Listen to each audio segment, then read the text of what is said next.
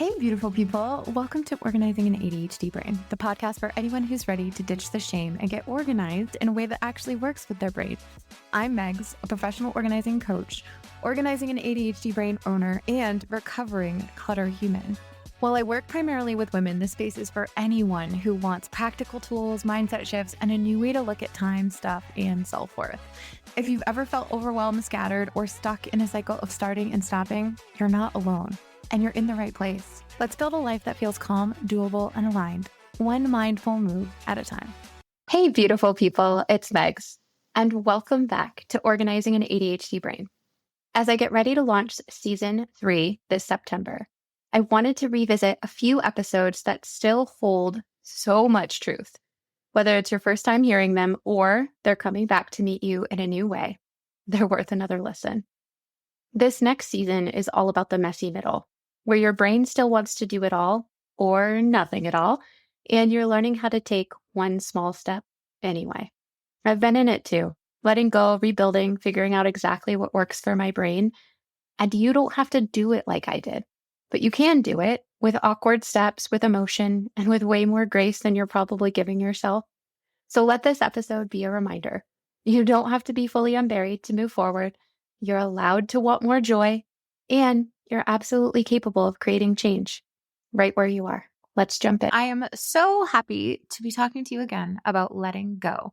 I told you that this is a topic I could go on and on about. In fact, I could relate it to so many of the things that we handle on a regular basis, not just the letting go of our stuff, but the letting go of some of the things that we have to do and the things that we think that we need to say yes to, and the shoulds and the should nots and the holy smokes, how the heck do we manage a life in this go, go, go world that we live in?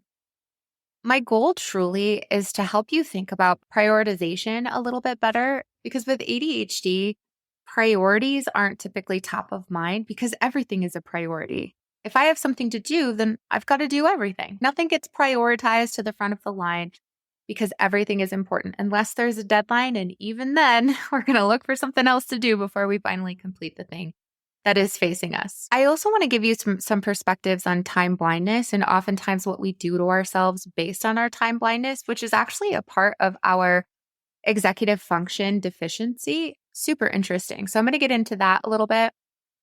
And also just understanding releasing the should mentality.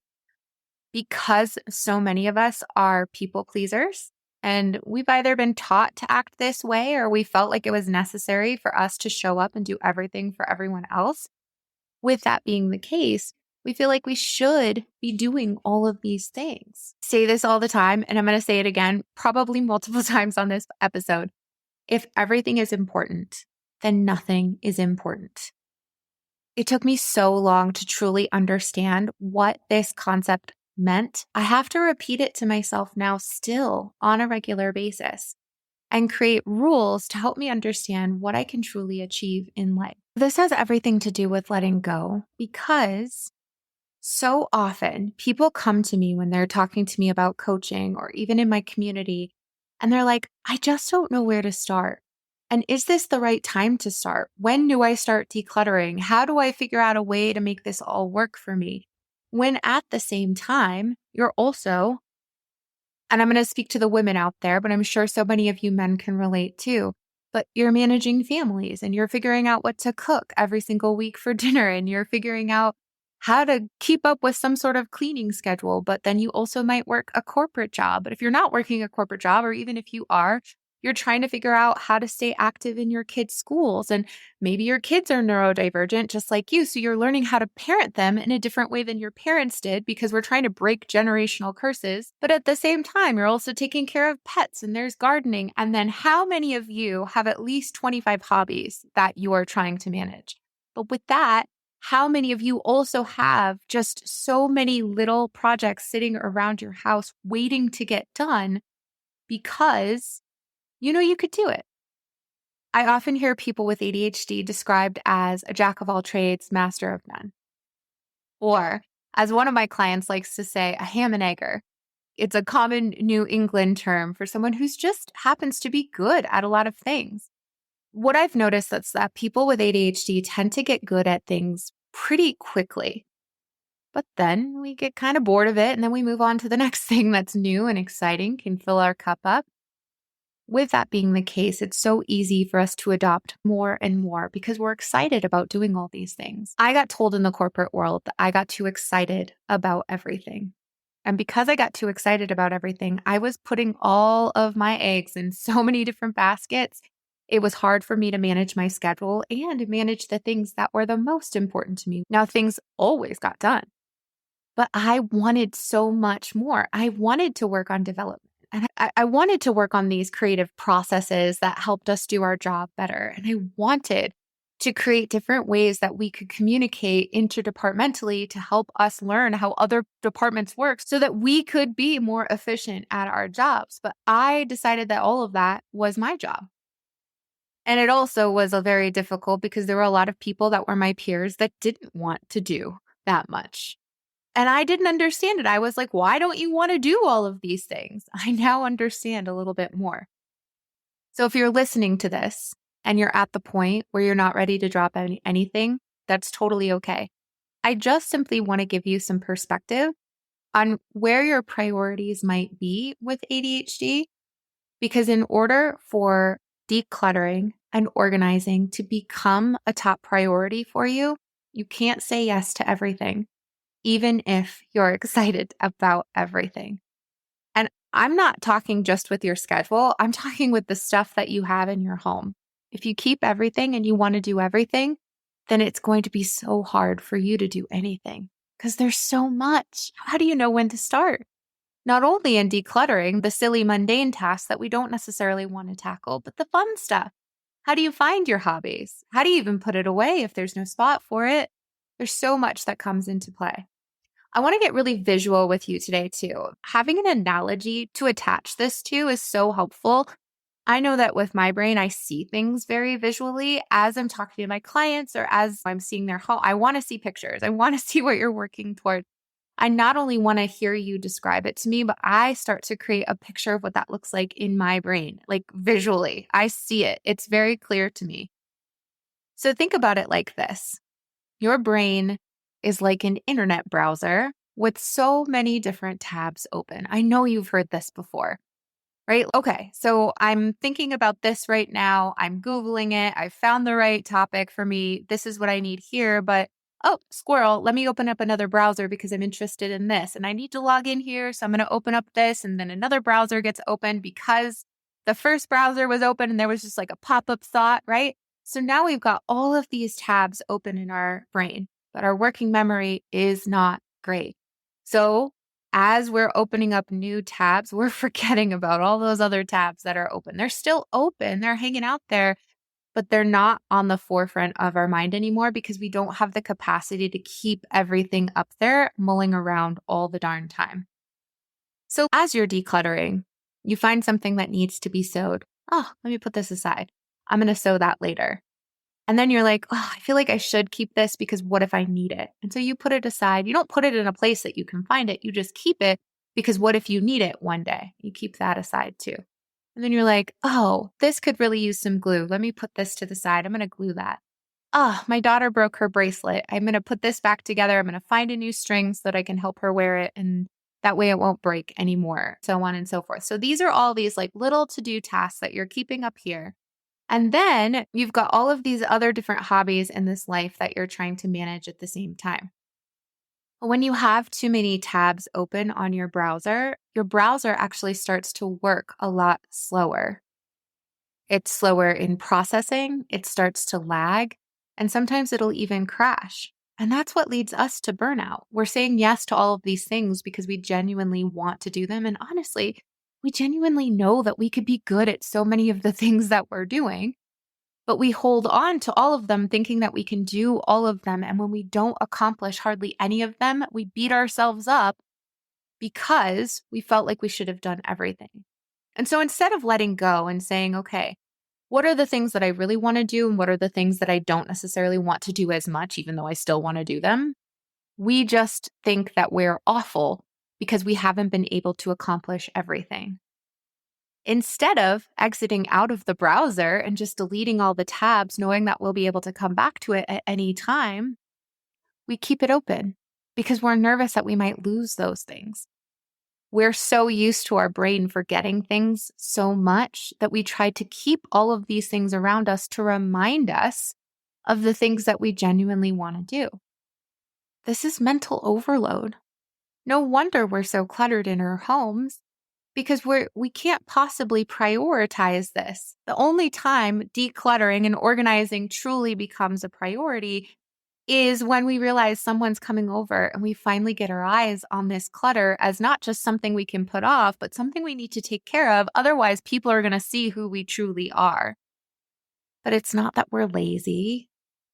It's not that, and yes, we may be a little bit disorganized, but truthfully, this comes back to the way that we process things neurologically. But if clutter is never a priority because you've got all of these other things going on, then how do you make it a priority? How do you delete some of the tabs on your browser so that you can truly start to effectively work in your life and be proud of the things that you're doing? This year, as I'm building this business and as I'm figuring out what's next, I have so many ideas on what I want to do on a regular basis. And likely you all have some incredible ideas for me too. Like, why isn't Megs doing this? Why isn't Megs doing this? I ask myself the same questions. I'm telling you that because the ideas aren't lacking. But I also know that when I'm trying to get things done, I want to do them really well. And I'm not holding myself back from doing them, but I do want to really hone in on the skills that I have right now and come up with systems and ways to automate these things so that as I'm adding more to my plate, I know what to delegate and what to not. I only know to do this because I've started to manifest and figure out, what do these big picture items look like? What are the big things I need to do in order to get there? And what are the tiny actions I can take on a regular basis in order to effectively hit these larger goals? I have practiced through project management in doing this. I also use a project management software for my business, but also this is what I teach people to do when they're organizing. What's the smallest thing you could do to start making progress toward that bigger goal? Let me come back. I'm circling back here because I get lost on tangents and I want to make sure that this is really clear today. I was talking earlier about people not knowing where to start, or how do I even find the time to declutter? I need to be able to take off a week. Okay, so many people tell me they need to just be able to take off like the entire summer so that they can declutter and organize their home. Or I need to take off a week from work so that I can declutter and organize my home, as if it could happen in a week. What you will find as you're decluttering and organizing your home, think about how long it took to get that stuff into your home. Years, lots of years. It could take a lot of time to get that stuff out of your home, especially if you're putting barriers on it leaving. When the clutter becomes so much of an issue that you have no choice but to handle it, that is when you need to start to prioritize it. But what that also means is that you're going to be letting go of some of the other things in your life so that you can live a life with less. You can do it, and it starts by doing one thing. And I have a recommendation for you at the end of this podcast. Just one thing. One thing that you can start to do now to start to understand how you're living your life and what you could let go of to start to live your life a little bit more effectively and with a little bit more time on your hands. One of the reasons why we continuously say yes to things is not only because we're excited about it. We want to be involved in our kids' schools. We want to see more friends. We want to do another activity. Sometimes we don't, but we say yes to it in the moment. Now we feel obligated to do it. But we genuinely want to do these things. And because we're time blind, and time blindness is a difficulty managing and perceiving time. So that's tied to executive functioning and the ability to plan and organize. I watched a really cool video on time blindness the other day, and there's this adorable couple. They're all over social media and they talk about time blindness. And they were describing 5 minutes. Hey, we have 5 minutes before we leave the house. And the husband asked the wife, who has ADHD, he does not. And he said, how much could you do in 5 minutes? And she's like, oh, quite a bit. I could probably hop in the shower real quick, get dressed, and we can be on our way. I'll fluff up my hair real quick and it'll be fine. And then he's like, okay, what if I told you that you had 300 seconds before you left the house? And she's like, oh my gosh, that's no time at all. I can't do anything in 300 seconds. So I've been using that in my own life to try to decide how much something is going to take me. I've tried using it with my girls. It's not as effective as it is with me. And I think that's because I've had a little bit more practice perceiving time, even though it's still not a forte in my life. I'm not curing ADHD. I'm just trying to understand it. But when I'm brushing my teeth at night, I'm like, okay, my whole bedtime routine is going to take less than 300 seconds. Can I do that? Yes.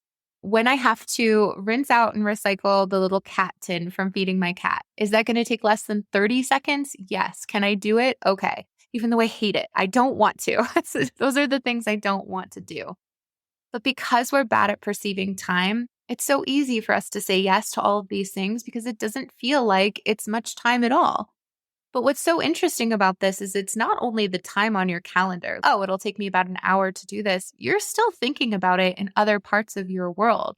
It'll come up because now it's another thing that you're managing, another responsibility that you have. In the beginning of the year, I decided I wanted to be way more present in my daughter, who's 5, Cora. I wanted to be more present in Cora's classroom in the school. And my husband and I would volunteer for all of their class parties, and that was really fun. And then I was like, maybe I should be involved. I should be helping to plan and prep the party. Maybe I could come up with all these templates and these different things that we could do to make it more efficient and more organized. And as I went through and did this, I realized how much of the mental capacity I was putting into this that just wasn't going to be able to sustain. So I did one party with a couple of the other moms. And the next time another party came around, I held myself back and I said, hey guys, I'm not going to volunteer for the planning and the prep of this party, but I will still help out as a classroom volunteer. And so I'm starting to realize what I can and I cannot handle. But sometimes it's taking action and figuring that out as I go along. You're allowed to do that too. Just because you don't know up front, sometimes you need to make mistakes or make a perceived mistake to understand what's needed of you next. You get to decide. It's not up for me to decide, but it is up to you to figure out what are the most important things that you do and what are the things that you need to start letting go so that you can figure out how to create time for decluttering and organizing, because it does take time. And it doesn't have to take a ton of time. It can be very small incremental things that you do each day that can help make a huge difference in your life. But like I said, we genuinely want to say yes to these things. Another beautiful piece of imagery for you is think about your life as a garden. Think about the different flowers that you've handpicked to put in that garden. I love honeysuckles. I think the honeysuckles that I plant are so beautiful. I love the way they climb. I love the way they look when they're climbing up a wall and they create almost this wall of flowers effect. I think it's so cool. I'm really into that. I also have a peony bush that I absolutely love. It's so beautiful and it blooms so big and bright. I get so excited every time I see the buds start to flourish. I also laid some beautiful green ground cover in my garden, and I've got this really cool black mulch that I filled it in with, so any of the color that pops through will truly pop. But in order for me to make this garden work, I have to get out there and work on it. And so each and every day, as I'm putting effort into each of these flowers, and every year when I'm coming back, they grow bigger and brighter and more beautiful. But as gardens grow, so do weeds. So do different things that I didn't expect to show up. One time I was planting a lilac bush, and as I was digging, there were these really disgusting, weird larva worm things that I found in the dirt. And my husband and I started looking it up, and I thought that we were going to have to fight this disease that was happening in our garden. We were fine, but we had to dispose of them, and I learned a little bit more. And part of it is because now we're taking care of a tree. We've added that to the repertoire of our garden. But weeds keep coming up, and sometimes my dogs run through the garden, and now I have to clean that up. Think about your hobbies and your passions as the flowers in the garden.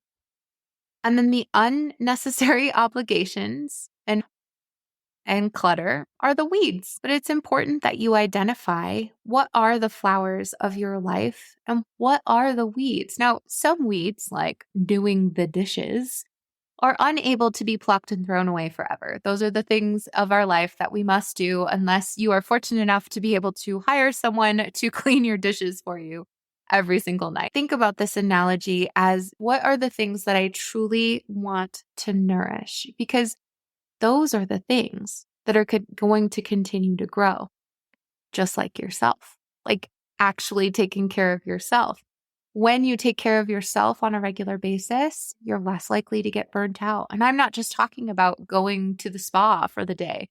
I'm talking about remembering to take a deep breath and to be grateful for what you have and to be able to even do your skincare routine. Anything, these small little things add up to so much when you focus on that. And you are truly a flower in your life. So something to start to explore, even if you don't implement it right away, is how do you weed out the unnecessary stuff in your life that is not bringing you joy and not helping you achieve so much of what you want in life. It's so important that we start to understand how we can say no to the things that truly aren't filling us up on a regular basis. It doesn't mean that you say no all of the time, but it's learning how to start to say no in a way that could work for you so that you can prioritize the things that you truly want to get done. Think about yourself 10 years from now. Do they have a decluttered home? How's their face look? Are they consistent with their skincare routine? Let's take a quick break. If you're enjoying this episode, I have a quick favor to ask. Could you take just a minute to leave a review? I know. Every podcast asks, but here's the deal. Your review helps other ADHD brains like ours find this show. Plus, reading them seriously makes my day. So if something in this episode has helped you, made you laugh, or even made you feel seen, let me know by leaving a quick review. Thanks for being here. I appreciate you more than you know. Now, back to the episode. Or are they continuously coming back to it? How about your garden? What's it look like? So as you're thinking about your future and the different things that you're trying to do and attain and achieve, is volunteering all the time going to help you achieve those goals? One thing we had to do over this last year was say no to so many of the extracurricular activities we have had our kids involved in previously. I may have talked about this before, but I'm going to talk about it again. Part of it was for the budget. It gets more and more expensive to not only buy all the gear that comes along with it, but then of course the lessons and then making sure that we can fit that into our time schedule. And with neurodivergent children, routines that are different on a regular basis can be very difficult to adhere to. And so over this last year, as we have taken a step back on all these extracurriculars, we have filled up our life so much more in so many different ways. It's been incredibly valuable. Not only has it helped us because we're putting that money into a different bucket, we're also figuring out how to support them in the different things that they want and desire to do. We're spending more time together. We've spent so much more time together because we're not constantly rushing to do all of these things, which ultimately burn you out. And I'm not knocking you for doing what you're doing. Please continue. If that is what brings you joy, incredible. And I just want to normalize saying, what if you took a year off? Is that still going to get you to where you're trying to be 10 years from now or where your kids want to be 10 years from now? You get to evaluate that and you get to evaluate how that's affecting your life right now. Decluttering your physical space is going to work very similarly. It's likely that you want all of the stuff that you have because you brought it into your home for a reason. You want to be able to be good at painting, but also have a box of peacock feathers just in case. I'm winking to the person who knows exactly who I'm talking about in this case. You want to be able to have a costume on hand or be the house that has a toy for everyone to play with. You want to have that perfect piece of wood that's going to fix your project or finish your project, and you don't have to go to the store to get it. You want to have every variation of a medium, because what if one day you get this incredible inclination to do this? You're not going to throw away anything that's broken because you can fix it. And let me just put it over here and I'll get to it. I really like the way that this piece of clothing fit me 10 years ago, so I'm going to keep it just in case my body ever looks like that again. If we continue to keep all of the things that we think we should in our home and everything is important, then nothing is important. The more clutter you have, the more priorities are taking up your brain space. And the less that gets done, because now everything that you're looking at becomes a decision that needs to be made, and often one that's way too overwhelming for you to even begin to start. That's okay. It's okay to feel overwhelmed, and it's okay to look at a pile of stuff or a doom pile, right? Didn't organize, only moved pile. So many of us have them. It's okay to look at it and just be like, oh my God, I don't want to begin to tackle that right now. Too many decisions. Yikes. But if you wait until you have more time in your schedule, if you wait until you finally read all of the books, if you wait until you take a week off work and that's the time you're going to do it, if you wait until the summer when the kids are off school, if you wait and you wait, before too long, you're going to realize that it's not going to get done. But it is okay to start saying no to some of the things that are not as important as decluttering so that you can make room for it in your life.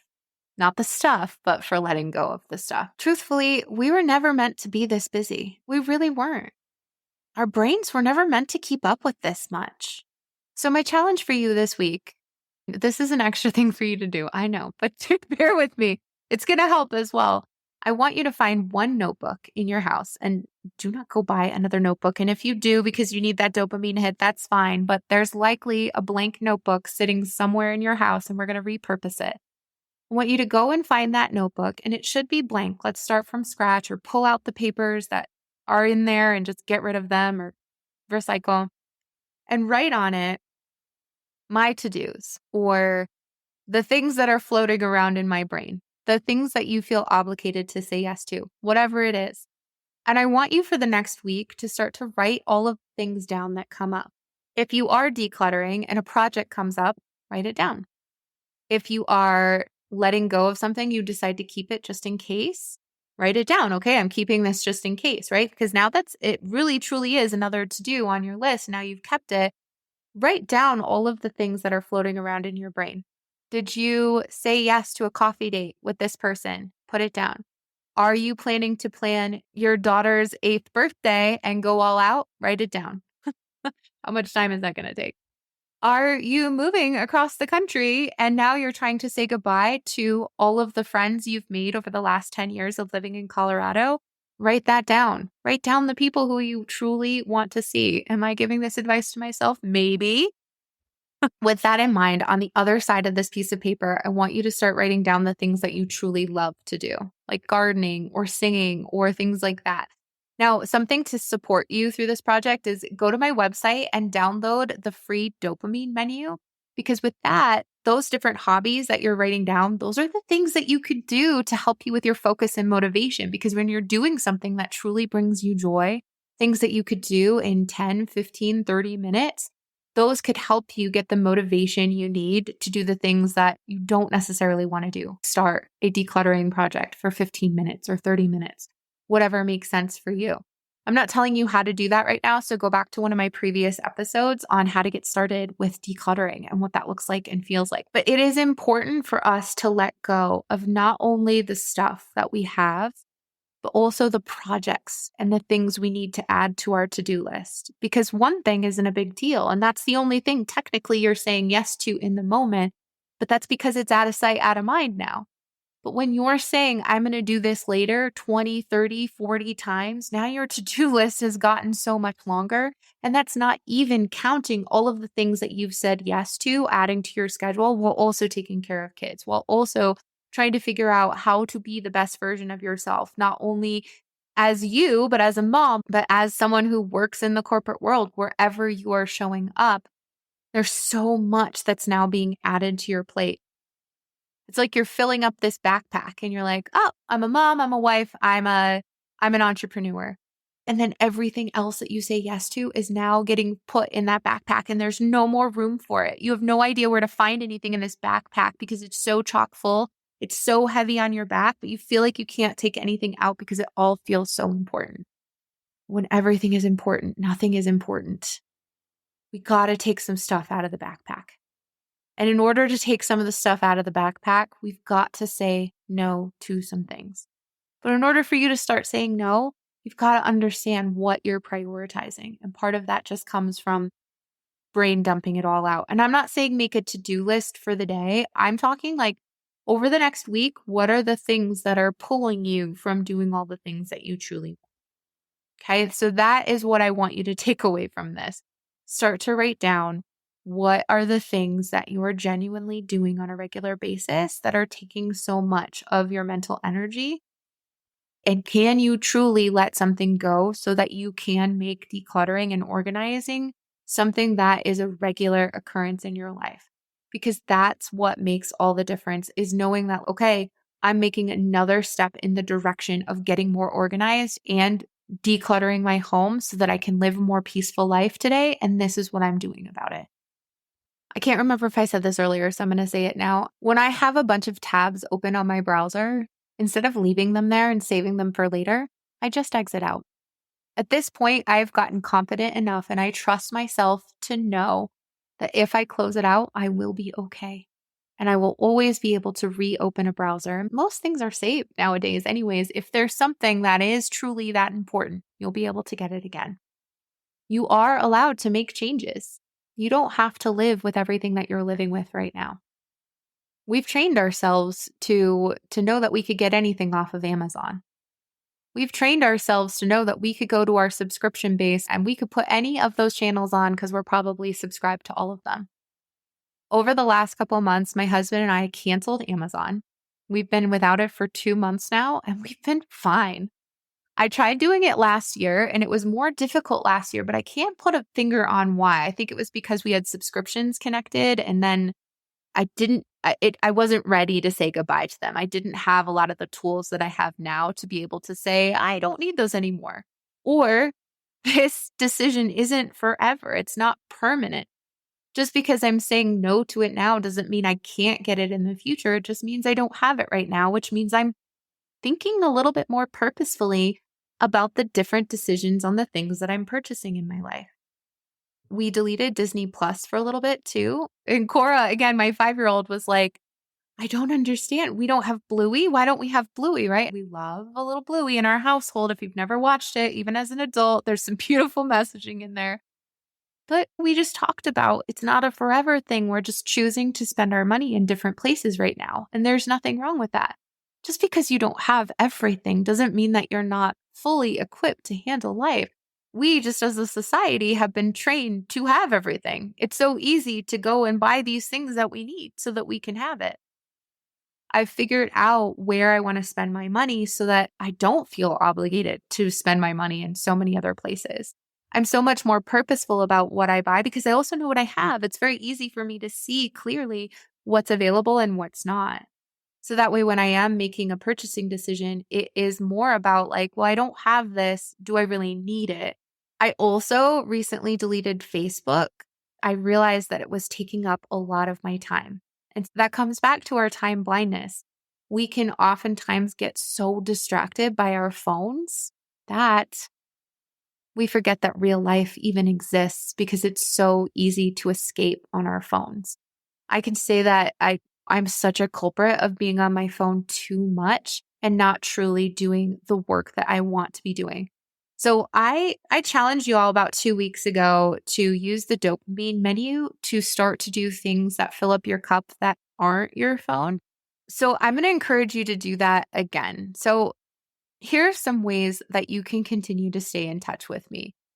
Go to my website, organizinganadhdbrain.com. There's a banner that says get your free download. It'll take you to the dopamine menu, tell you all the cool things it does.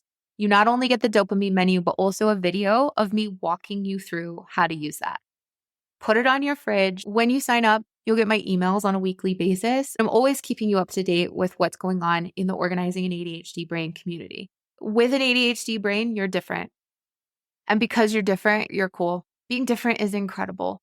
Whether you are Black, white, Mexican, I don't care.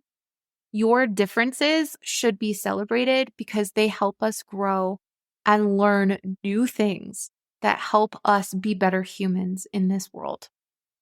I'm so excited to continue to come to you with more about letting go and understanding how you can have more in this world by having less. Truly, there's so much more to live for than the stuff that we buy and the stuff that we have, or the to-do lists that are continuously getting longer and longer. Thanks for hanging with me today. If this episode gave you something to think about or reminded you that you're not alone in this mess, I hope you carry that into the rest of your day. Right now, inside the community, we're focused on routines. Not the perfect ones, but the real life, let's just start somewhere kind. We're looking at what's working, what still works, and what we might want to shift for the year ahead. While the community is closed right now to new members, if you're craving support that actually meets your brain where it is, get on the waitlist at organizinganadhdbrain.com/community. Doors will open soon, and I'd love to welcome you in. You can also grab the dopamine menu and check out some other free tools on the Ways to Connect page if you're just starting out. Zero pressure, just good stuff to help you move forward. And if you're curious about coaching, the waitlist is open there too. I'm reworking a few things and maybe even dreaming up a group coaching offer, but we'll see. As always, you don't have to get it all right.